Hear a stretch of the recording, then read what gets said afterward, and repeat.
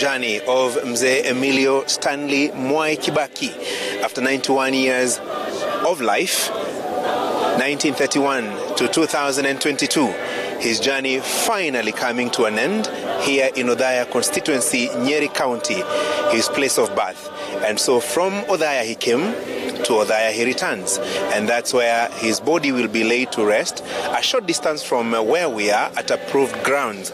The body now, together with the military team and President Uhuru Kenyatta leading the nation, to go to Mzee Kibaki's homestead to bid him farewell that very final and last time. It's been a long mass here, a holy mass celebrated by Archbishop Anthony Muheria of the Archdiocese of Nyeri, assisted by Bishop Peter Cairo of the Catholic Diocese of Marsabit, and Bishop Emeritus Philip Sulumeti, retired Bishop of the Catholic Diocese of Kakamega. Holy mass conducted here. I've seen people asking questions like why at the end of it, the body was being blessed with holy water and being incensed. Well, those are part of the Catholic traditions, because Emilio Mwai Stanley Kibaki was baptized, and so the sprinkling of the holy water on the coffin is just to signify his memory of that baptism many years ago. Why the incensing with the holy incense is just to signify that his body was the temple of God. And so those are part of the Catholic rituals and traditions, and what was happening there was what we call the final commendation. From there, we now proceed to the gravesite where the three bishops will also be leading the congregation and the few people who will go there to see off and bury the body of Mzee Mwai Kibaki. And of course, because of space, not everybody can be accommodated, so only family members, immediate family members, together with the extended Kibaki family members, senior government officials led by President Uhuru Kenyatta, and the military team are the only ones who will be allowed there.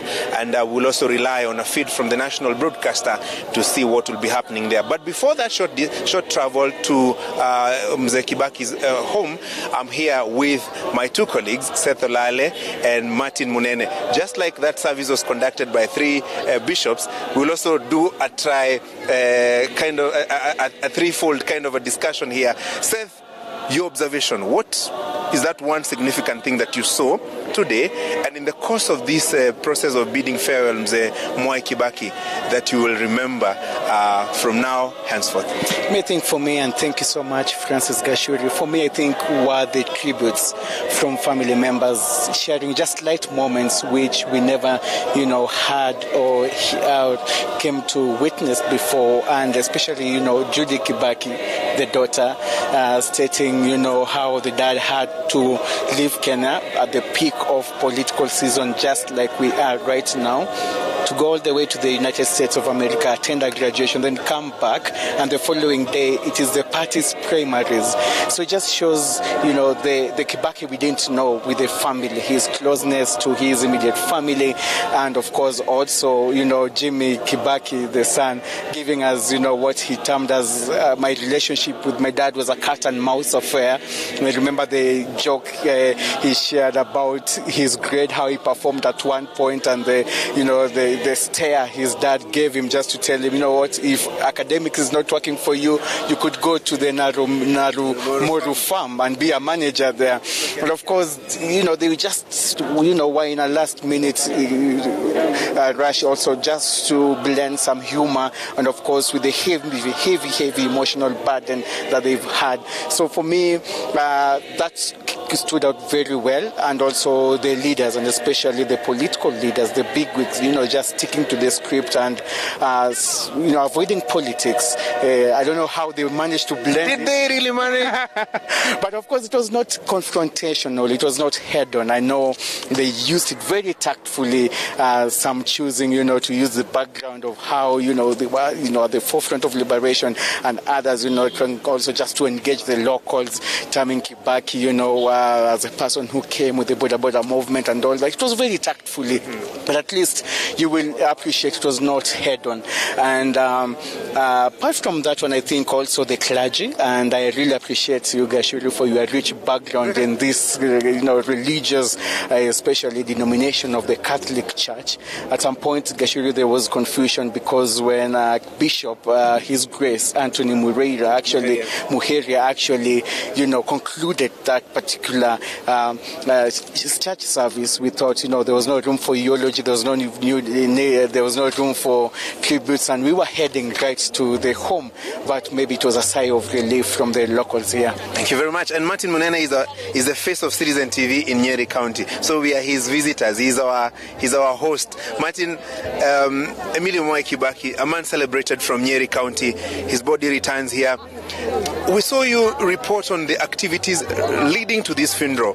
Has it lived up to the expectations that people were telling you out there?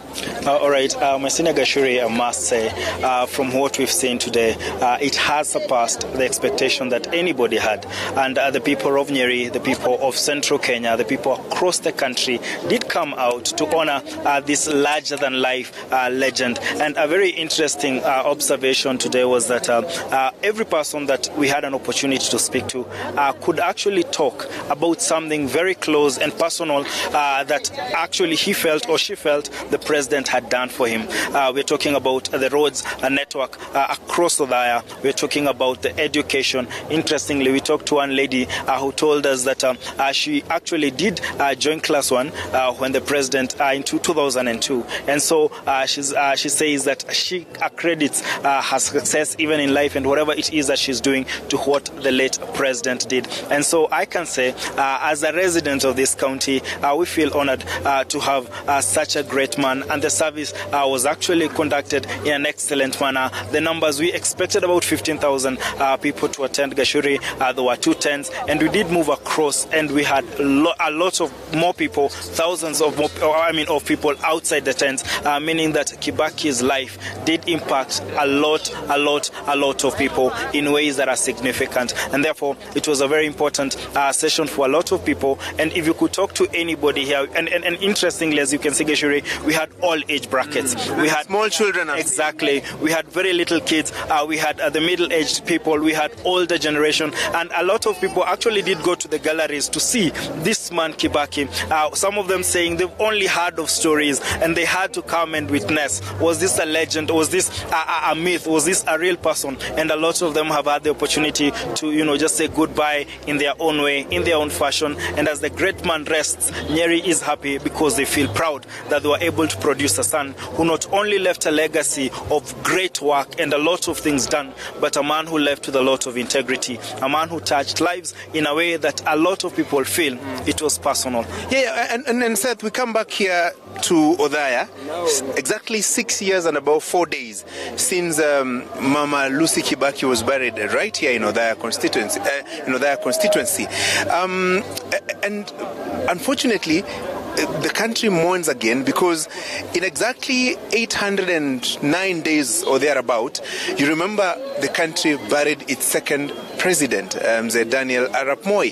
And so, as we speak, we do not have a former president.